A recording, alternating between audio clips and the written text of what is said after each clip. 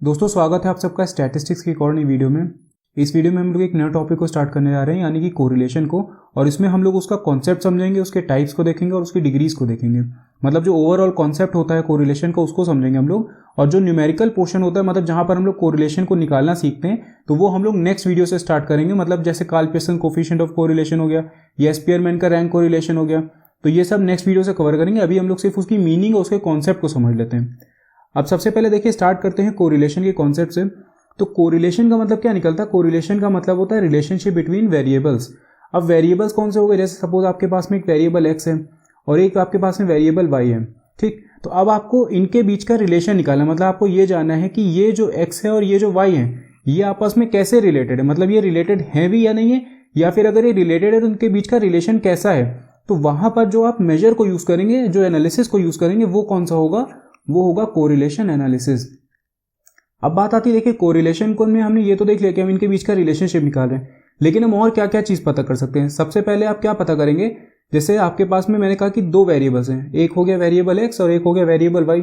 अब आपने ये चेक करना है कि जो एक्स है और वाई है, इनके बीच में जो रिलेशनशिप है वो है भी या फिर नहीं है। तो आप ये किससे पता कर सकते हैं? आप एनालिसिस से पता कर सकते हैं। मतलब कोरिलेशन एनालिसिस से आप इनके बीच का रिलेशनशिप पता कर सकते हैं। दूसरा आप क्या निकाल सकते हैं कि इनके बीच में जो रिलेशनशिप है वो पॉजिटिव है या फिर नेगेटिव है। अब जो पॉजिटिव रिलेशनशिप होती है वो क्या होती है, नेगेटिव क्या होती है, तो ये अभी हम लोग आगे वीडियो में देखेंगे। दूसरी चीज आप ये देखेंगे कि जो इनके बीच का बॉन्ड है, जो इनके बीच का रिलेशनशिप है, वो कितना ज्यादा स्ट्रांग है। मतलब जो उनके रिलेशनशिप की स्ट्रेंथ है उसको भी हम लोग किससे जज कर सकते हैं? कोरिलेशन एनालिसिस से। तो जो कोरिलेशन एनालिसिस होता है, इससे हम लोग क्या निकालते हैं? इससे हम लोग दो या दो से ज्यादा वेरिएबल, अब एक वेरिएबल का तो सीधी सी बात है कि रिलेशनशिप आप किसके साथ निकालोगे। तो दो या दो से ज्यादा वेरिएबल जब होते हैं तो उनके बीच का जो रिलेशनशिप होता है और उनके बीच के जो रिलेशनशिप है उसका नेचर और उसकी स्ट्रेंथ, ये हम लोग किससे पता लगाते हैं? ये हम लोग पता लगाते हैं कोरिलेशन एनालिसिस से। और कैसे पता लगाएंगे? हम लोग इसमें यूज करते हैं न्यूमेरिकल कुछ मेथड्स को, कुछ फॉर्मूलाज को।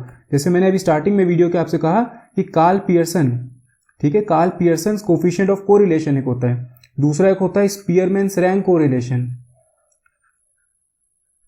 तो ये जो दो मेथड्स होते हैं, इनके थ्रू हम लोग क्या निकालते हैं?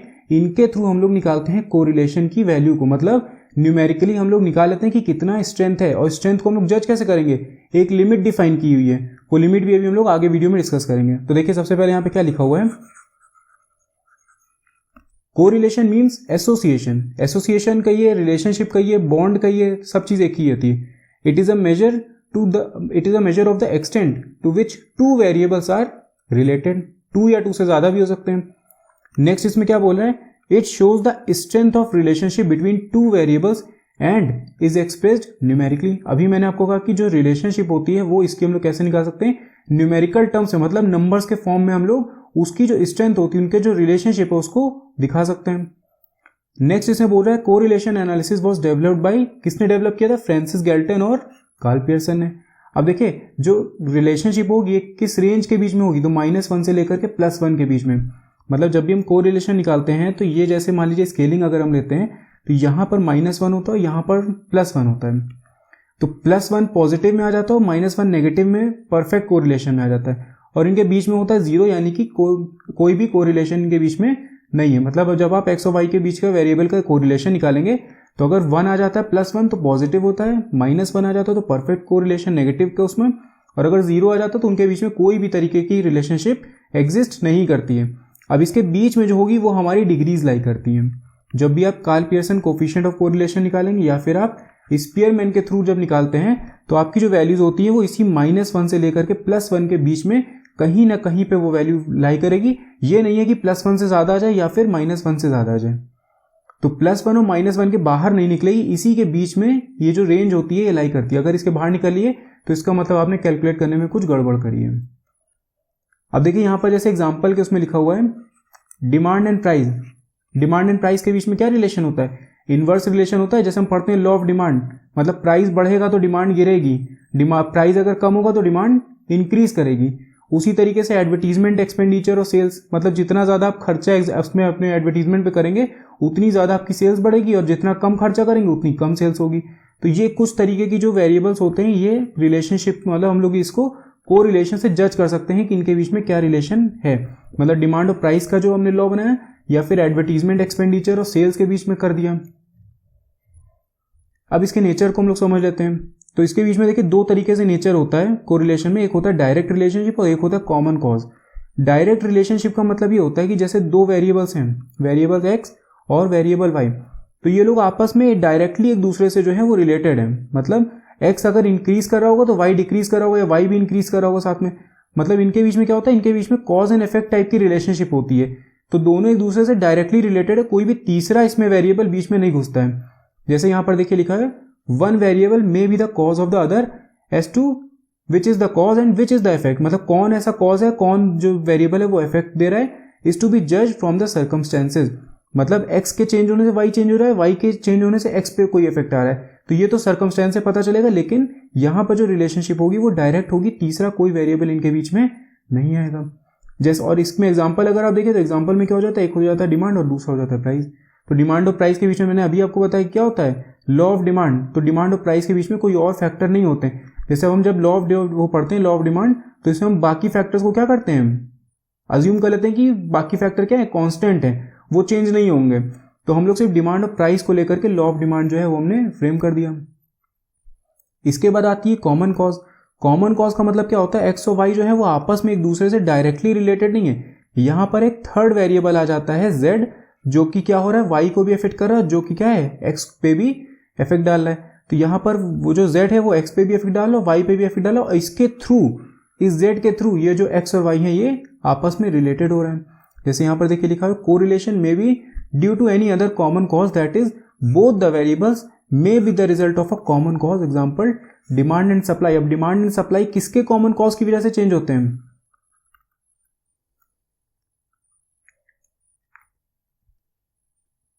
प्राइस की वजह से।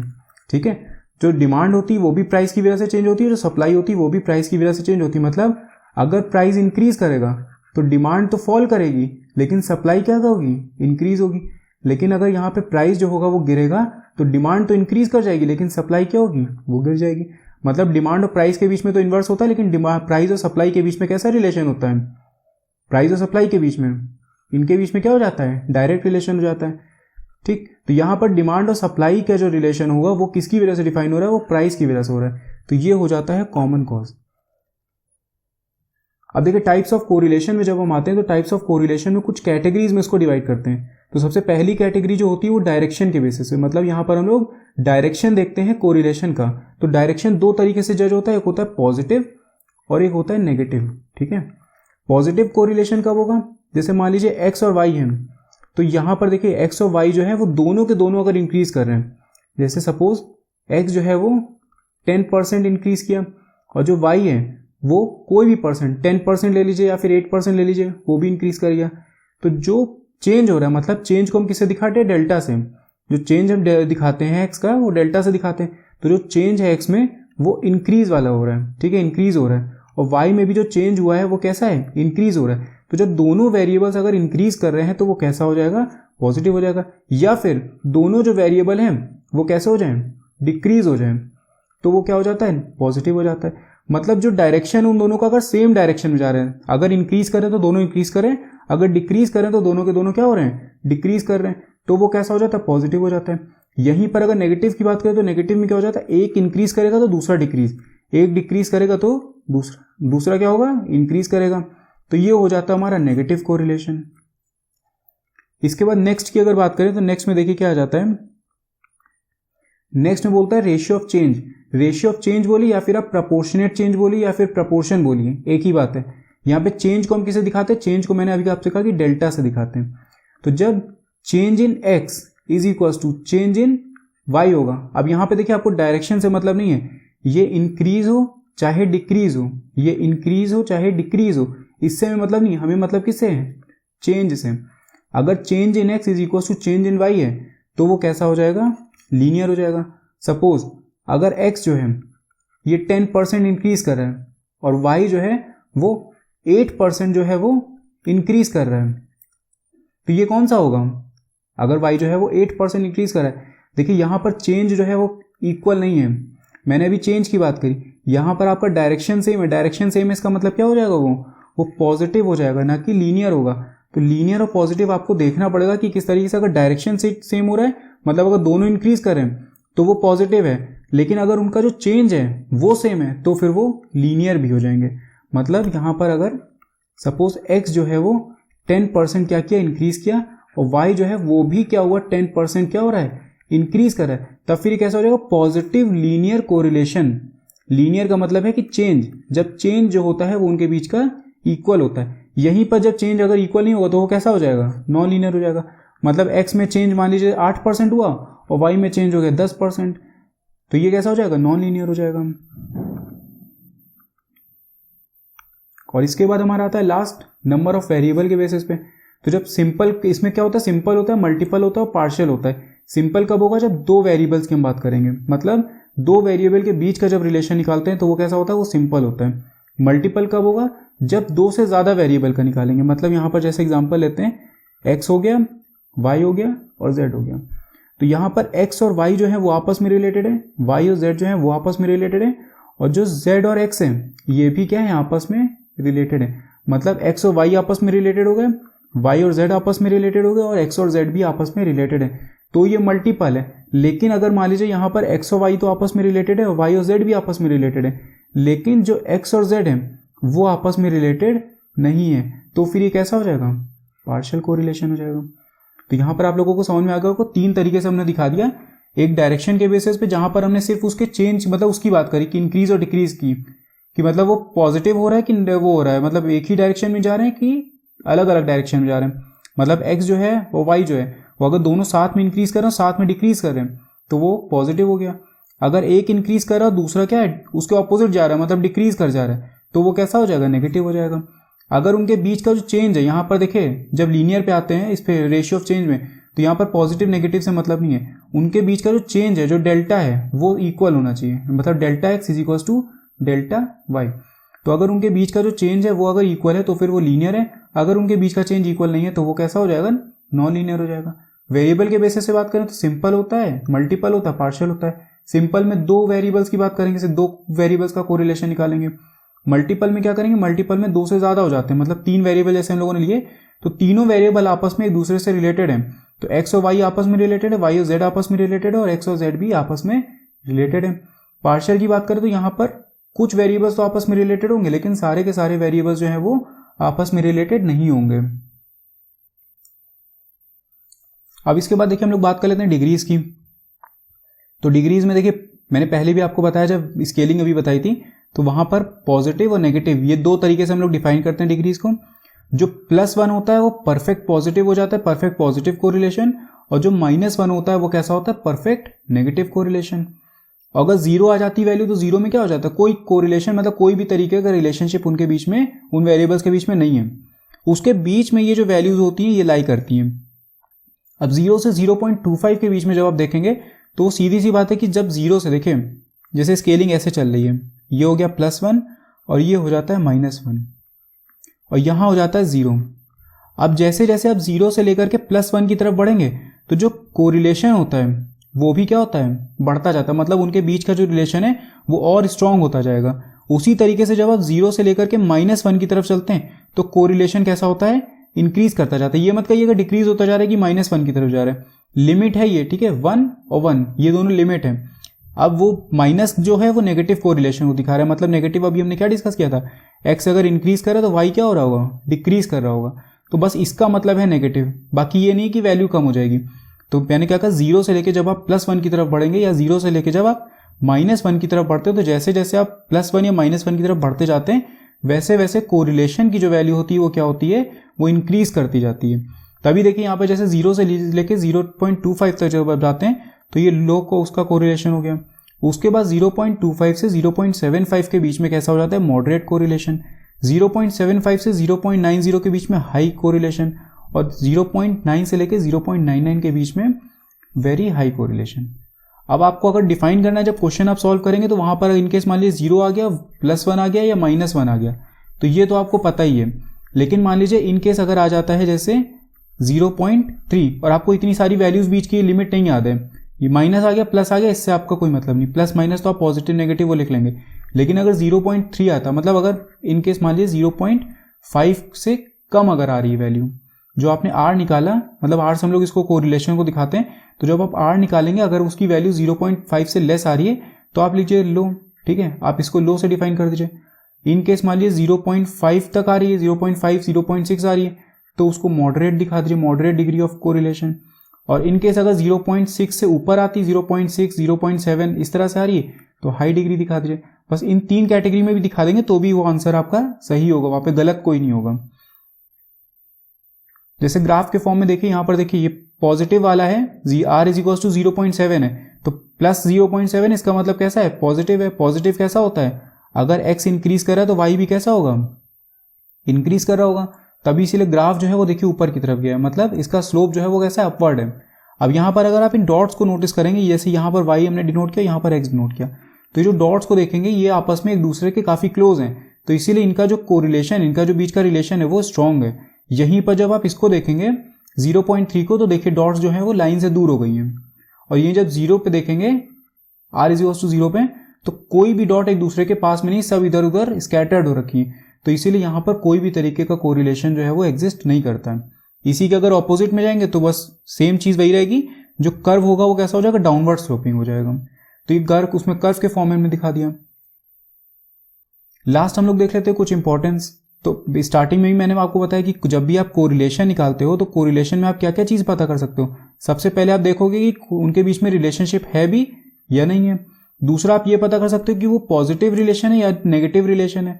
और तीसरा आप क्या चेक कर सकते हो, आप ये देख सकते हो कि उनके बीच की स्ट्रेंथ कितनी है, मतलब जो उनके बीच का रिलेशनशिप है वो कितना स्ट्रांग है, तो उसकी स्ट्रेंथ भी हम लोग जज कर सकते हैं कोरिलेशन एनालिसिस से। तो यहां पर यही बताया, correlation help us in determining the degree of relationship between variables.